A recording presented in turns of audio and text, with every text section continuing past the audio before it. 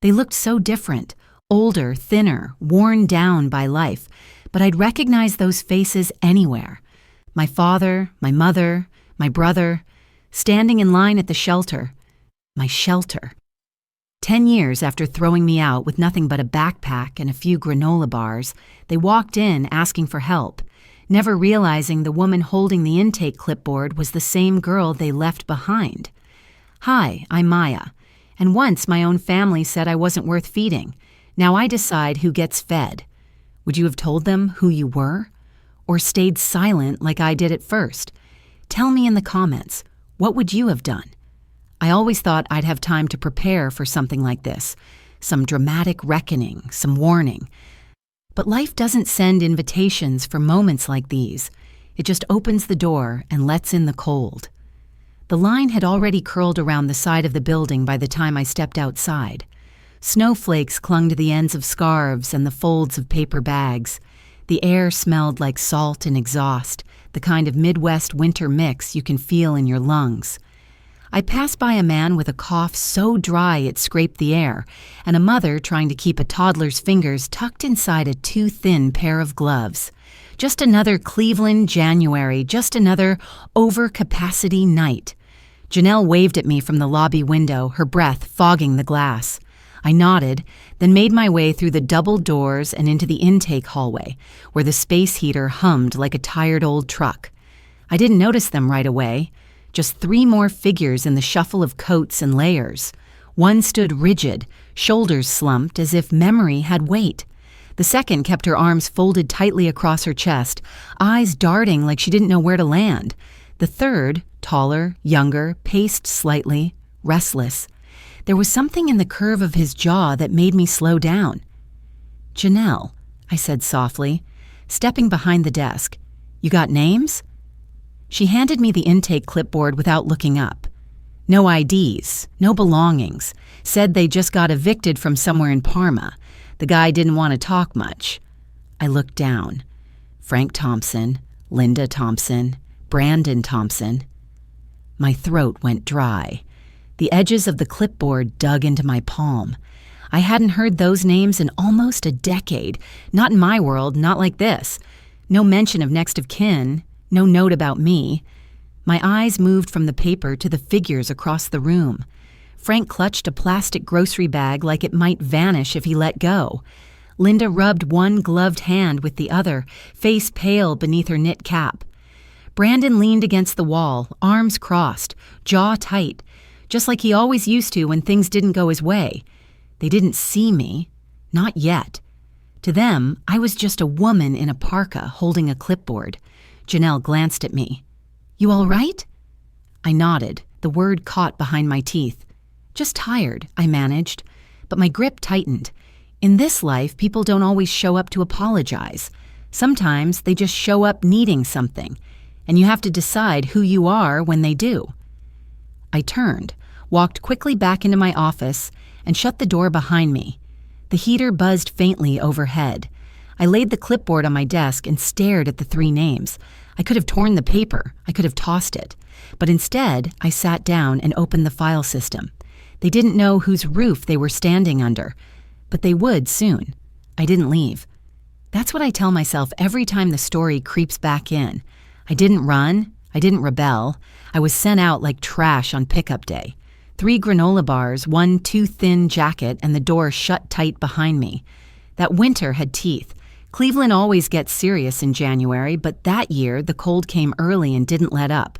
The house on Brookmere Avenue was drafty at the best of times, but that night it may as well have been made of ice. Dinner was late. It usually was when the heating oil ran low. Frank sat at the head of the table like a king without a kingdom, arms crossed over a hoodie he hadn't taken off in days. Linda brought out a tray of meatloaf, the kind bulked with more breadcrumbs than beef, and slid it on the table without a word. Brandon grabbed the biggest piece before anyone else moved. I waited. Then I reached for a second slice. Frank looked up slowly like he'd heard something offensive. His lip curled. "You think you've earned that?" I froze, hand still hovering near the plate. "You're a burden," he muttered. "Just calories we can't afford." Brandon didn't say anything, but I saw the way the corner of his mouth twitched. Half a smirk, like the punchline had already landed. I didn't respond. I just put my fork down, folded my hands in my lap, and stared at the peeling wallpaper across the room. The next day, I got the letter. A full scholarship to Cleveland State for social work, tuition, books, housing, all covered. I carried it home like it was made of glass. Maybe, I thought, this would mean something. Maybe it would change how they looked at me. Linda was in the kitchen folding towels from the dryer. I handed it to her carefully. She read the first paragraph, then passed it back without a word. No smile, no hug, just, "That's nice." When Frank came in, I tried again. I held the letter up to him. He scanned 2 lines, then tore it in half and let the pieces fall to the floor. "You think someone like you belongs in college," he said. "You'd embarrass us." I stared at the halves of my future lying in a patch of last night's salt from the doormat. That night, I packed a bag, just enough for the weekend. A toothbrush, my school ID, 3 granola bars from my bottom drawer. I moved quietly, 1 sock at a time, trying not to breathe too loud. I didn't have a plan, just a direction, anywhere but here. I was halfway to the front door when I heard a voice behind me. "Where are you going?" Brandon. Arms crossed, shoulder against the hallway wall. "Out," I said. "To play grown-up?" He snorted. "You'll be back." But he told Frank anyway. The door opened behind me. Frank stood there, blocking the light. "You think you're grown?" he said, voice low and mean. "Then go feed yourself." He didn't yell. He didn't slam the door. He just pointed out and then pushed it shut behind me. I stood there for a while, hoping someone would come. Linda. Even Brandon. I waited for the porch light to flicker on, for the lock to click, for something. But the minutes passed, and the only sound was the wind. I turned, walked down the icy steps, and didn't look back. The street was quiet, every window dark except one where a blue TV glow flickered behind drawn blinds. By midnight, the house behind me was just a silhouette. The porch light never came on. As I reached the end of the block, I glanced back. My footprints were already filling with snow, and just like that, I began to disappear. I didn't cry when I left home. Not when the door shut. Not when the wind sliced through my sleeves. Not when my stomach howled through the nights behind strip malls and bus stops. But that afternoon in March, standing in a soup line under buzzing lights, I cried because a stranger asked if I'd eaten something warm. The basement smelled like canned stew and bleach. Somewhere in the back, a heater clicked on and off like it was trying to keep up with the cold seeping through the old church walls. I'd waited 2 hours in that line. My fingers were cracked from the wind, and my coat had more holes than seams. The plastic tray they handed me felt like it weighed 50 pounds. I didn't mean to spill it. Someone brushed past. I lost my grip, and the tray clattered to the floor. Chili splashed onto my shoes. The bread roll rolled under a nearby bench. The room went quiet. I braced for yelling, a glare, maybe even a shove. Instead, I felt someone kneel beside me. "You all right, baby?" the woman said. Her voice had a softness to it, Southern, maybe Georgia or Alabama, with a steel lining I didn't understand yet. She wore a navy cardigan with sleeves pushed up, and a white scarf tucked neatly under her chin. Her silver hair framed a face that didn't flinch when she looked at me. I nodded, even though I wasn't. She reached over, picked up the tray, and said, "We'll fix you a new one. Don't you worry." That night, she gave me a peanut butter sandwich and a cot behind the kitchen. No lectures, no forms, just warmth. Her name was Miss Evelyn. Everyone called her that, even grown men with prison tattoos and worn-out boots. She was the kind of woman who made you stand up straighter just by being in the room. I stayed. One night became 2, then a week. I started helping out, sweeping under the tables, organizing the coat closet, portioning stew with an ice cream scoop.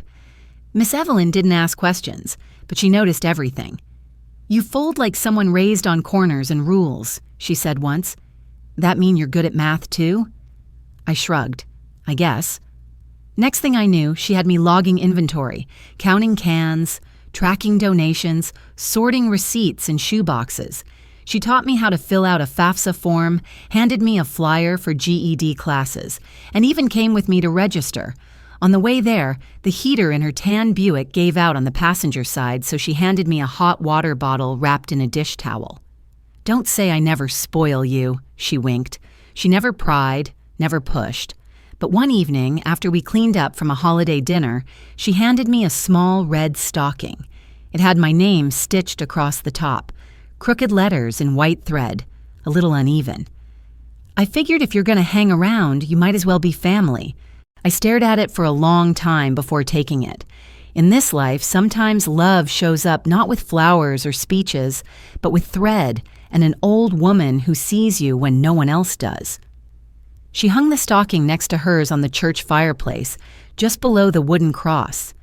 And for the first time in years, I started to believe I might belong somewhere. I didn't climb a ladder.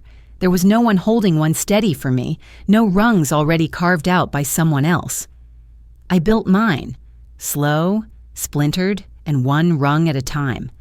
It started with a folding chair in a GED classroom that smelled like dry erase markers and instant coffee.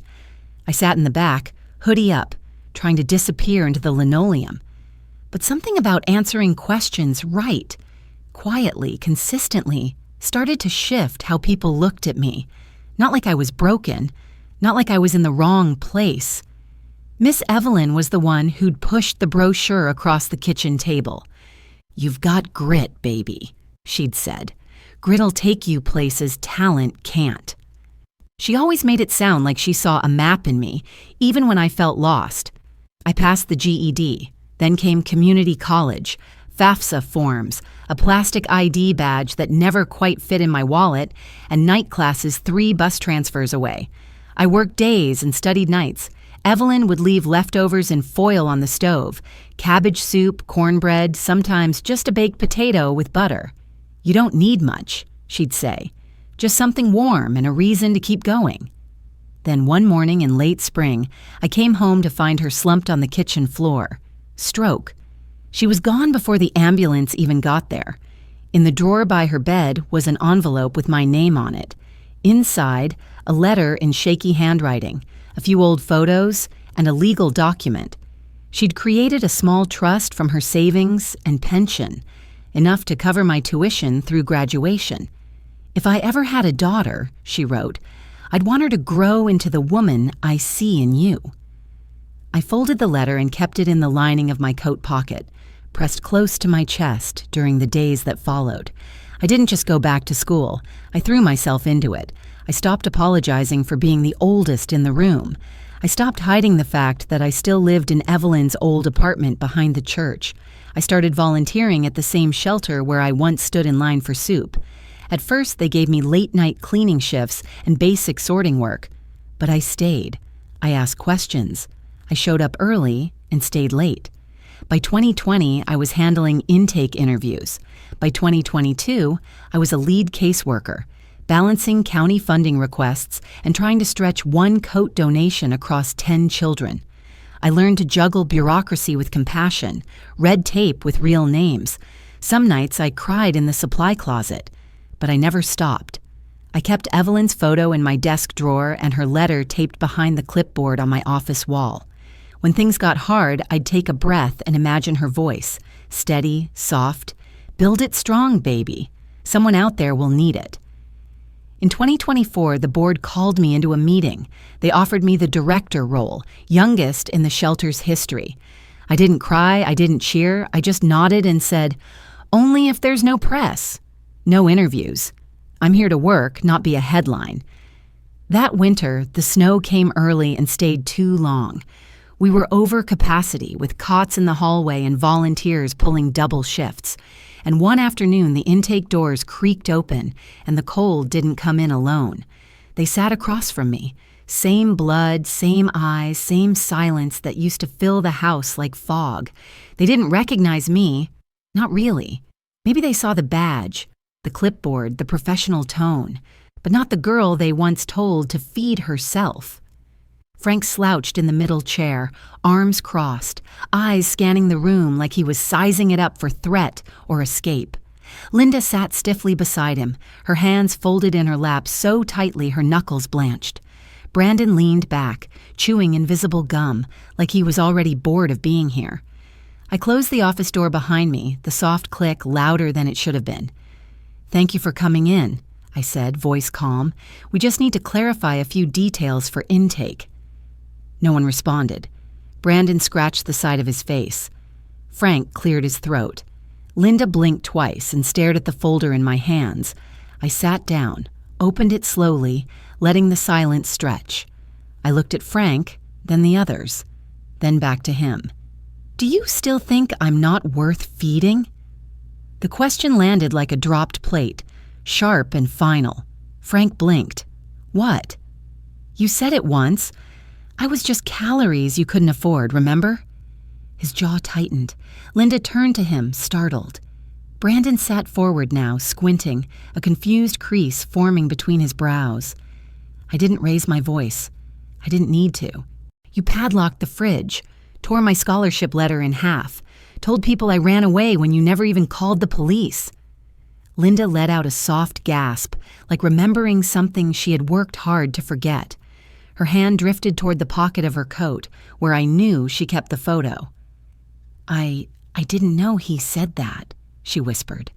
"I thought we were under pressure. Frank had lost his job." "You knew," I said. "You just didn't stop him." Frank shifted in his seat. "We didn't know what we were doing. Times were hard. You made a choice," I cut in. "All three of you. And now you're here, asking for help from someone you erased." Brandon scoffed. "This is a joke, right?" I turned to him. "Is it? Because I remember every night I spent behind the laundromat, every tray I scrubbed, every class I took with holes in my shoes. I didn't disappear. You just stopped looking." He didn't meet my eyes. I flipped a page in the intake folder. "You listed no next of kin, no family, not even a mention of a daughter. That was deliberate." Frank sat back like the words had weight. He looked older now, smaller somehow. Linda pulled out the photo. I saw it.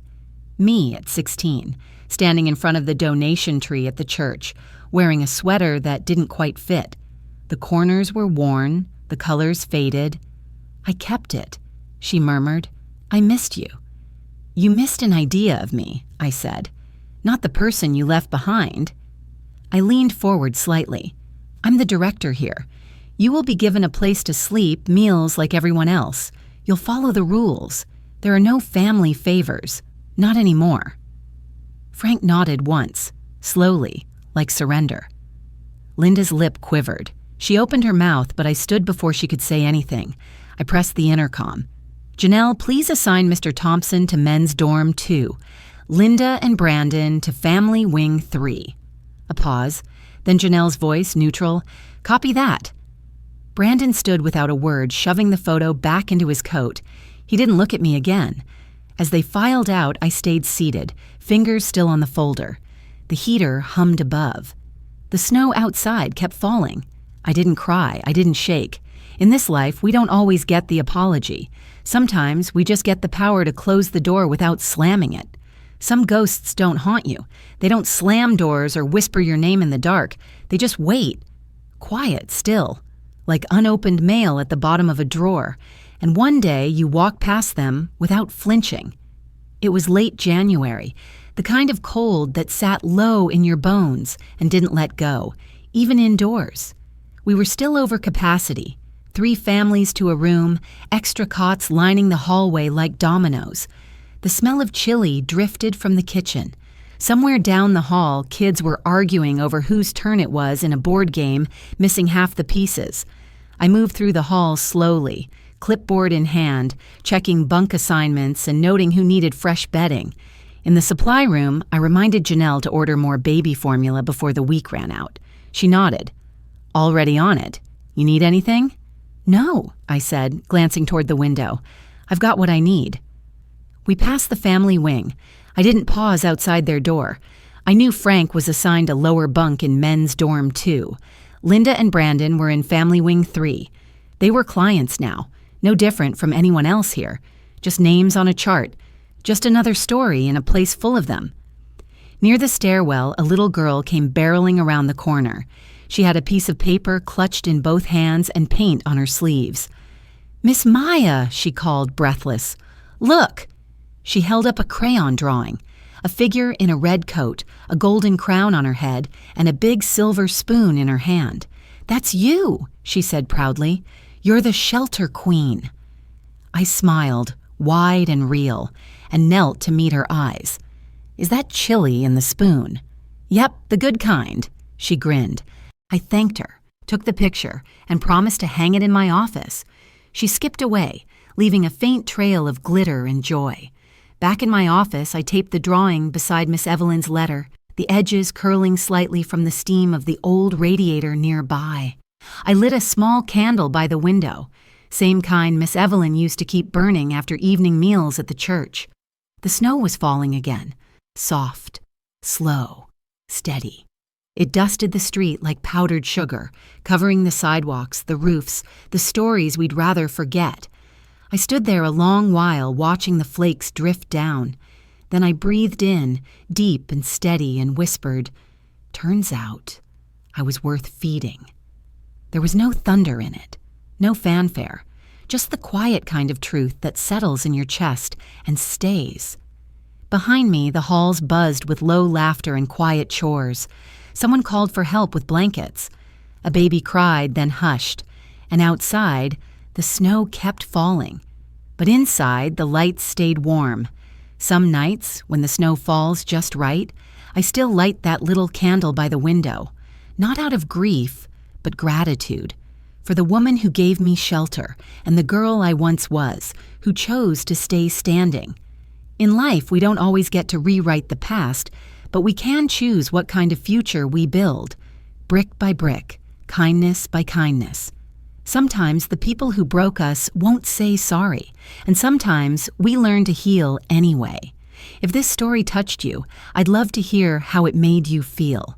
Share your thoughts below, or pass it along to someone who might need a reminder. We're all worth feeding in one way or another.